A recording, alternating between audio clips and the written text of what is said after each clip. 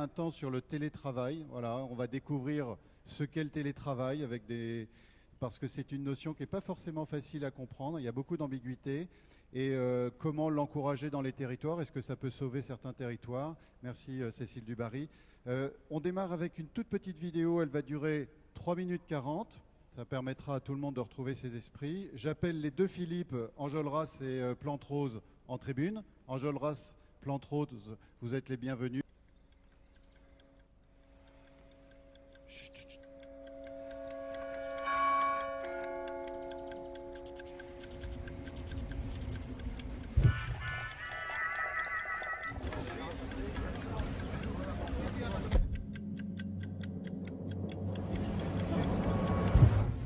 I'm sailing out on the ocean, out on the deep blue sea. If I get shot or drowned, no one to grieve for me. 'Cause I got a letter.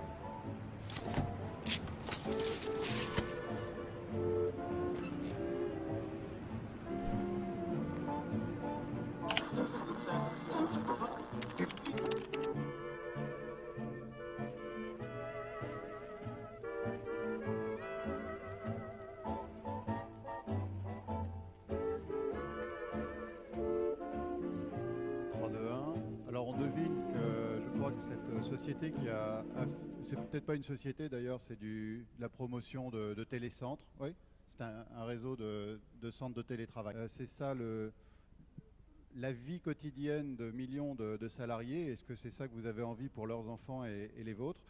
Bienvenue à vous, Philippe Enjolras. Vous êtes patron d'une chambre de commerce. C'est celle du... Dites-moi. Président, oui, patron, pardonnez-moi, je prenais un langage un peu lié à votre métier. Vous êtes avocat de formation. Prenez le micro, allez-y, corrigez-moi. Oui, collez, oui, ça marche. Oui, j'ai été avocat pendant 22 ans. Chef d'entreprise ensuite? Ensuite, chef d'entreprise, et c'est à titre de chef d'entreprise que je suis élu à la Chambre, voilà. Et président de la Chambre de commerce et d'industrie de l'Oise. Oui. Voilà, dans la grande distribution, c'est votre filière, disons? C'était la grande distribution. Ce n'est plus la grande distribution, donc j'ai changé plusieurs fois d'activité. Voilà. D'accord. Et aujourd'hui, c'est le numérique? Aujourd'hui, c'est le numérique, non pas au niveau de mon activité Ouais.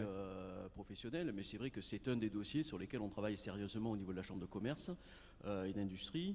Par contre, c'est vrai que c'est un dossier sur lequel nous travaillons, pas seuls, mais depuis quelques mois.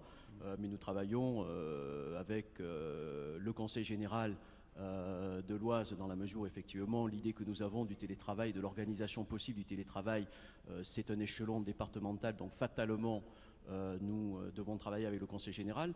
La seconde chose, c'est que nous avons l'habitude de travailler de manière plutôt bénéfique avec le Conseil général, et il n'y a pas de raison que cela ne se passe pas de la même manière pour le télétravail.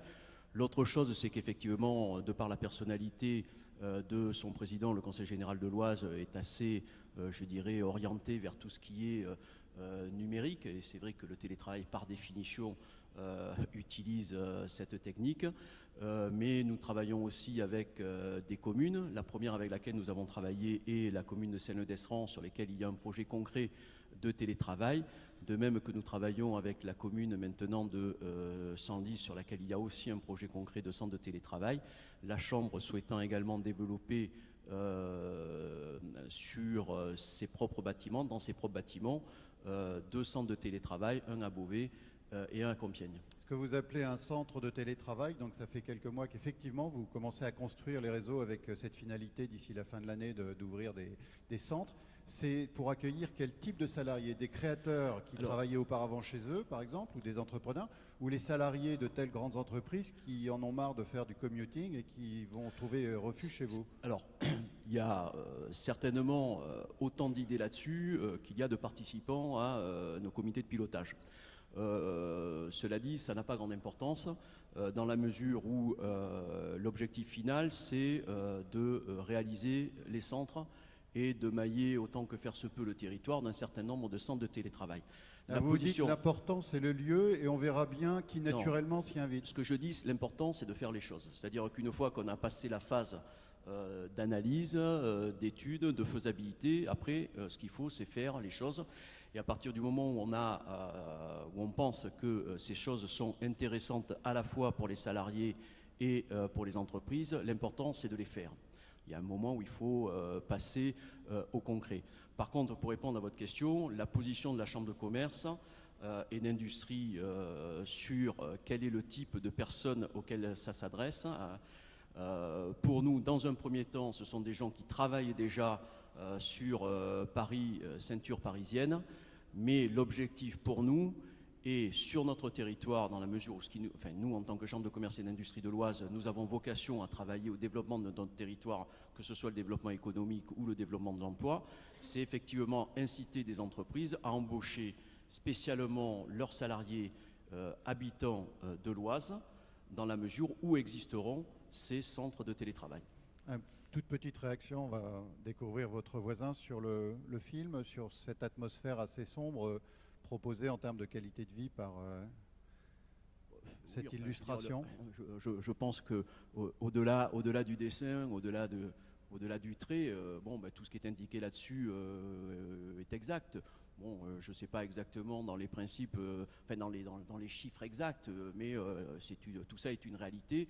Et je veux dire, ce sont toutes ces réalités mises bout à bout, et d'autres d'ailleurs qui ne sont pas dans ce petit film, qui font que le télétravail a véritablement un intérêt, notamment pour les salariés, quoi. Enfin, notamment pour les salariés et bien évidemment aussi pour les entreprises, mais là-dedans, il y avait plus les salariés qui étaient concernés, quoi. Bonne chance pour votre programme, en tout cas. On verra d'ici la fin de l'année. J'espère que nous n'aurons pas besoin de trop de chance, mais que je pense que le travail paiera. Oui. D'accord. Et ça se passera à Senlis. Il y aura donc ce premier télécentre. Je pense que le premier se passera plutôt sur Saint-Leu-d'Esserand. D'accord. En tout cas, ce serait logique et normal que ce soit Saint-Leu-d'Esserand avant les autres, quoi. Philippe Lantrose, vous êtes président d'une association que vous avez rejointe en 97 là, et qui s'appelle l'Association française du télétravail et des téléactivités. On travaille déjà sur 2 champs, télétravail, téléactivité. Moi, je m'y perds un petit peu. Vous présidez cette association depuis 2004 et vous êtes un auteur de guides pratiques sur le télétravail. D'abord, une petite réaction, pourquoi pas sur le film, même si ce n'est pas l'objet de notre échange. Mais ça dit beaucoup hein, sur ce que vous avez envie de dire, le cauchemar des salariés. Je sais que vous êtes dans cette empathie maximisée, sociologue du travail par exemple. Non, mais je crois que le télétravail est pratiquement inéluctable maintenant, quand on voit ce qui se passe. Mais il y a deux manières de le voir. Il y a la manière de le voir tel qu'il a été présenté ici dans la première partie du film, à savoir, je vais presque dire, la difficulté permanente, quotidienne, absolument incroyable, que ce que subissent un certain nombre de personnes pour simplement gagner leur vie. Et puis, il y a un deuxième aspect, c'est le jugement qu'on peut emporter. Et ça, c'est la deuxième partie du film. Et donc, il y a bien deux approches de ce film qu'il faut prendre en compte. La deuxième approche, elle est simple. C'est qu'il existe un certain nombre, on va dire, de dirigeants qui appréhendent les difficultés que peuvent avoir leurs collaborateurs sans prendre en compte, finalement, de ce qu'ils subissent. Et le pas qui est à franchir pour ces chefs d'entreprise, pour ces cadres, c'est de prendre la mesure de ces difficultés en question pour faire progresser finalement et donner à chacun la possibilité de travailler au mieux. Or, on ne vend pas suffisamment cette approche du télétravail auprès de l'ensemble des dirigeants pour que le télétravail progresse en France. Il s'agit de renverser complètement la vapeur. Le problème pour ces dirigeants, c'est de prendre en compte que la valeur humaine qui existe à l'intérieur de leurs collaborateurs est plus importante que tout. Si du jour au lendemain, ils prenaient conscience de cela, je pense que le télétravail arriverait, mais alors d'une manière tout ce qu'il y a de plus simple, puisque maintenant, que ce soit du point de vue technologique que du point de vue juridique, pratiquement tout est réglé. Oui, seulement voilà, cette révolution annoncée, elle n'a pas eu lieu. Et deuxièmement, ça bouscule des habitudes de management, d'organisation psychologique, auxquelles d'ailleurs certains salariés eux-mêmes ne sont pas prêts. Philippe Plantrose, vous avez face à vous un dirigeant, il va m'excuser d'emblée, un peu lambda de CCI, c'est-à-dire il y en a un certain nombre en France, il y a une centaine de CCI. Monsieur le Président, cette CCI s'intéresse depuis peu, mais commence à envisager d'utiliser, de mettre en place, de faciliter cette délocalisation du travail hors entreprise, hors domicile. Qu'est-ce que vous avez envie de lui dire? Il vous répondra et vous aurez le dernier mot. Alors, déjà avec les CCI, puisque je travaille quand même avec un certain nombre, un des points essentiels, c'est de dire que ce n'est pas uniquement que la partie numérique qu'on vient de voir. La partie numérique, bien sûr, il faut la développer telle que ça a été dit précédemment, c'est capital, mais il y a la deuxième jambe pour que finalement le télétravail soit acceptable et accepté par tous.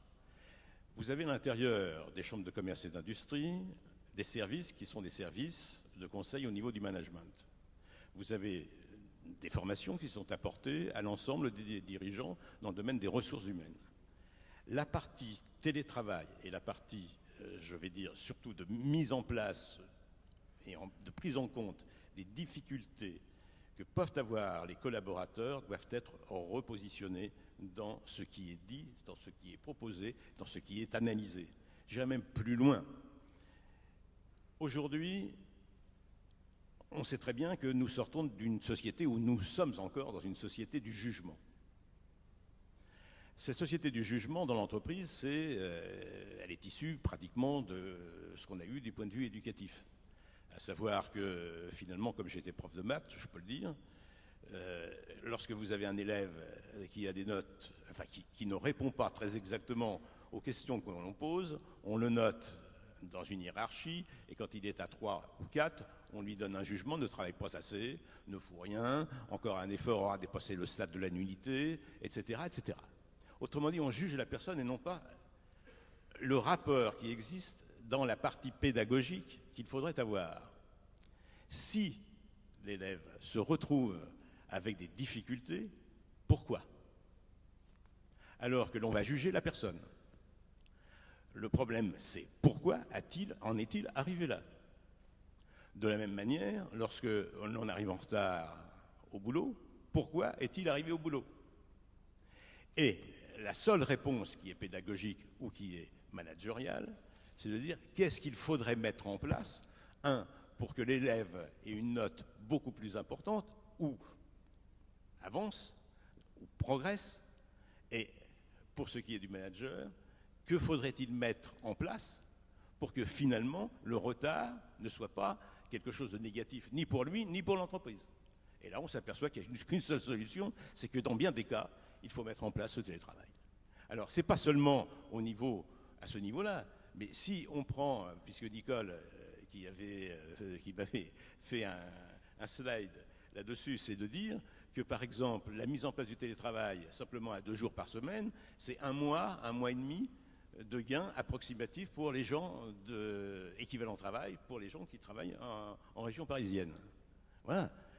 Alors, votre adresse à Philippe alors, c'est d'intégrer la notion des nouvelles technologies et son usage dans le télétravail à l'intérieur même de tout ce qui touche au management. Alors, Philippe Enjolras, il vous dit c'est bien que vous ayez mis le doigt dans l'engrenage, cette réflexion sur voilà, je redonne le terme de télétravail, mais il recouvre différentes choses. Veillez à ça. Alors, que lui répondez-vous? Et plus largement, qu'entendez-vous dans cette militance? Alors,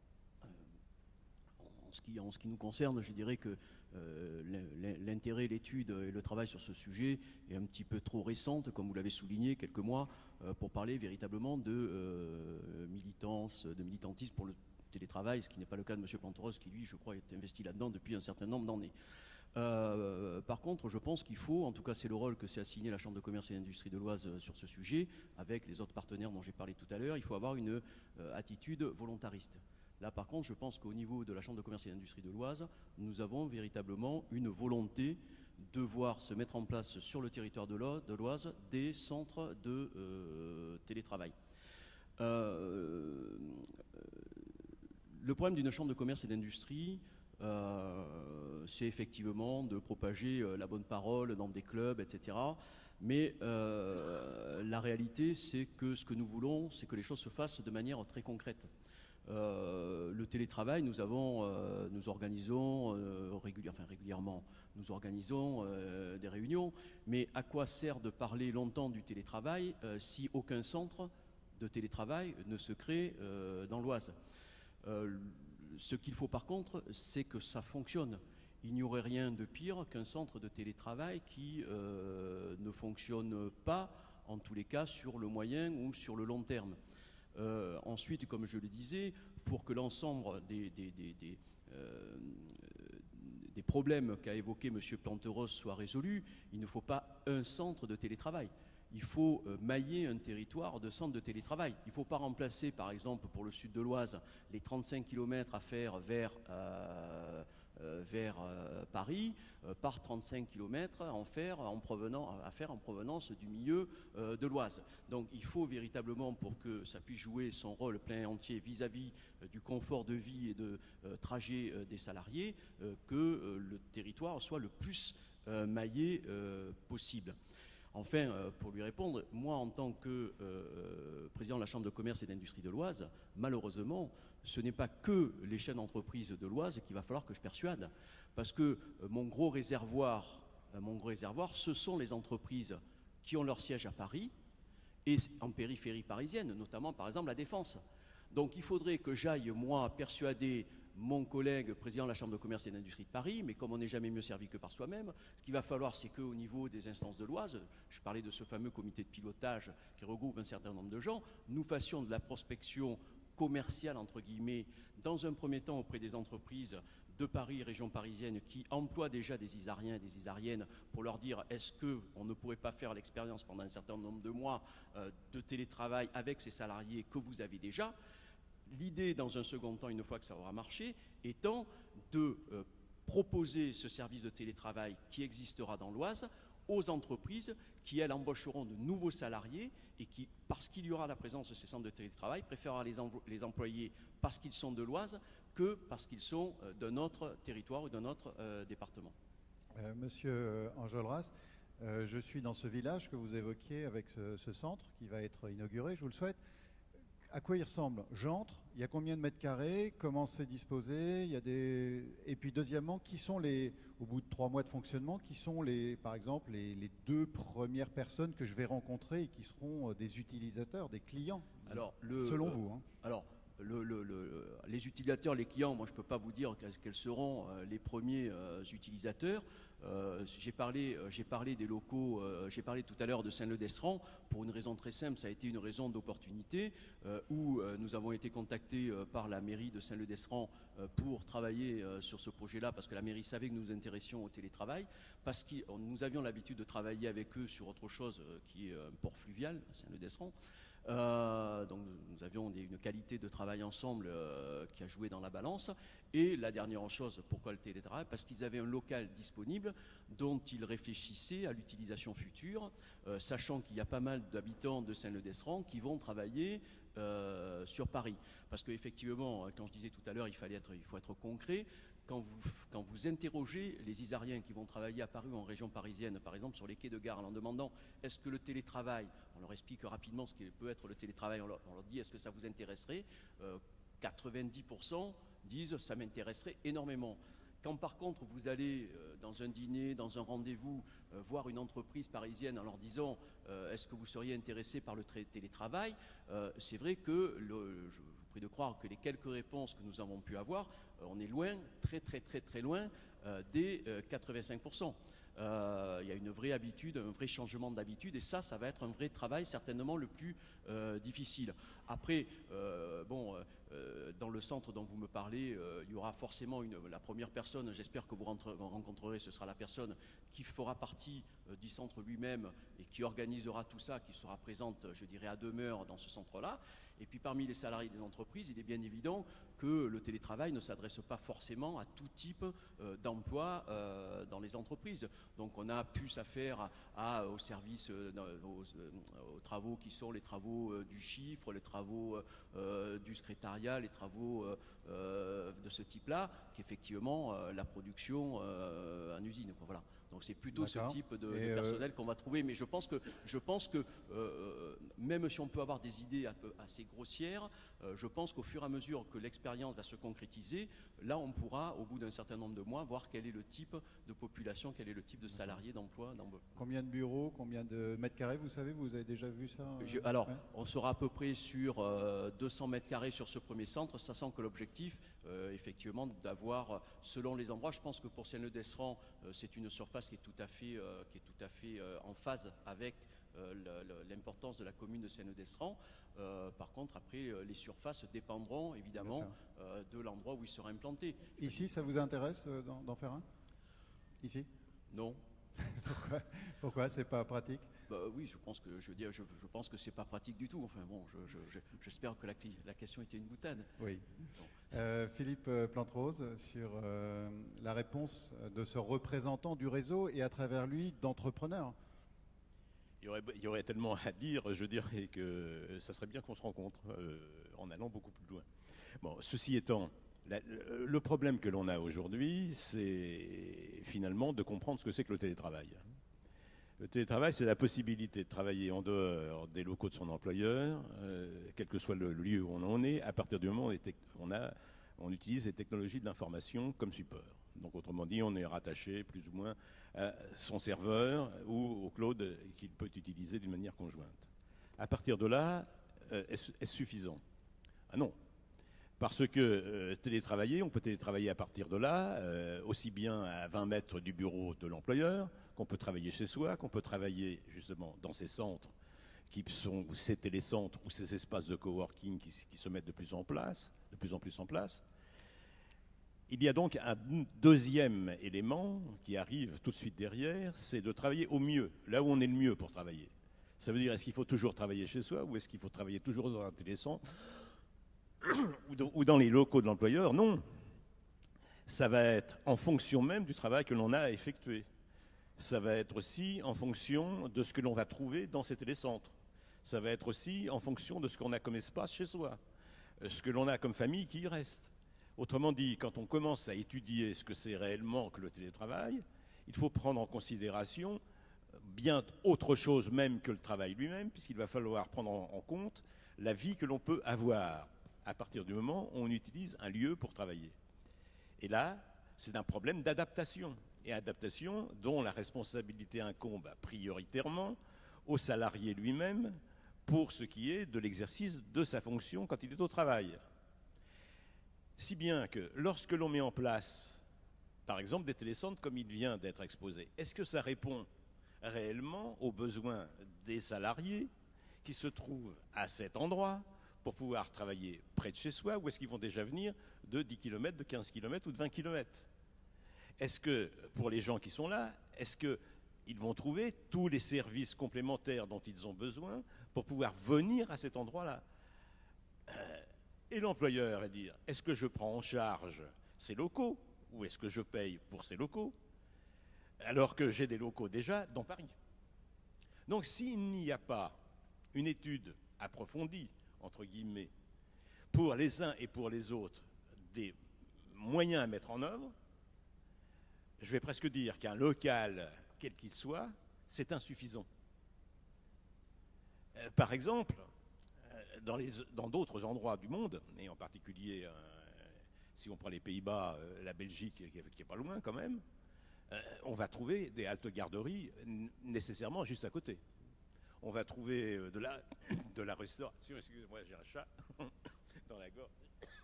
Allez-y, un bon coup là. Je demande aux orateurs après là, de se préparer. Gérard Eudes sera votre leader. Il se lèvera quand je lui indiquerai le moment de nous rejoindre.